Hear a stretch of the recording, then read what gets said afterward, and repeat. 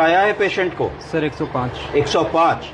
अगर एक ऐसी सिचुएशन हो कि मरीज को 105 बुखार हो, आईसीयू सेटिंग हो, आप सारी चीज़ें कर रहे हो, अर्थात आप बुखार उतारने की दवाओं में पैरासीटामोल का इन्फ्यूजन दे रहे हो, मेफेमिक एसिड दे रहे हो, और भी जो दवाएं दे सकते हैं एंटीपायरेटिक दे रहे हो, और बुखार नहीं उतर रहा है, 3 आसान विकल्प।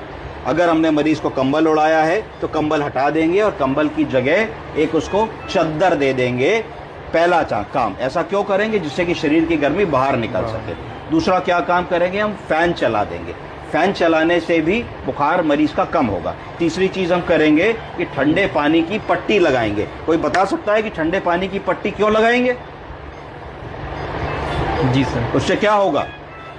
सर हमारी बॉडी जो है वाटर जो है उसको इवोपरेट करेगी, उसके लिए मतलब एफर्ट करेगी, जिससे लेटेंट। अगर शरीर का तापमान 105 106 हो गया है तो जैसे ही हम शरीर को गर्दन पोछिए, जैसे ही हम शरीर को ठंडे पानी की परत से पोछेंगे तो क्या होगा कि ठंडे पानी की परत शरीर पे आ गई।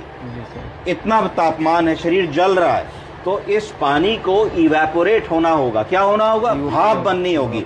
इस पानी को इवेपोरेट होने के लिए, भाप बनने के लिए ऊर्जा की जरूरत है। जब आप नहा करके अगर धूप में चले जाइए तो 2 मिनट में सूख जाते हैं, तो थोड़ी देर ठंड लगती है, फिर सूख जाते हैं। क्यों ठंड लगती है? क्योंकि शरीर की सतह पे जो पानी है वो जब इवेपोरेट होगा तो energy, latent heat of fusion for evaporation, वो तापमान शरीर से निकल जाएगा। तो यानी कि 105 बुखार पे जब हम पट्टी कर देंगे तो 2-3 डिग्री तापमान इसलिए कम हो जाएगा क्योंकि उस पानी को उड़ाने की ताकत, ऊर्जा उस टेम्परेचर से मिलेगी। इसलिए हमें पट्टी करनी है। तो पट्टी कर देनी है, पंखा चला देना है, ब्लैंकेट को हटा देना है, ब्लैंकेट हटा करके पतली चद्दर लगा देनी है, और देखना है कि अगर हमारा एंटीपायरेटिक ड्रग को दिए हुए 4 घंटा हो गया है तो वैसी चीज रिपीट करनी है। प्लस अगर बुखार आ रहा है, मरीज आईसीयू सेटिंग में है, वेंटिलेटर पे है और एंटीबायोटिक्स चल रही हैं, तो रीअसेस करना है या रिकंसिडर करना है कि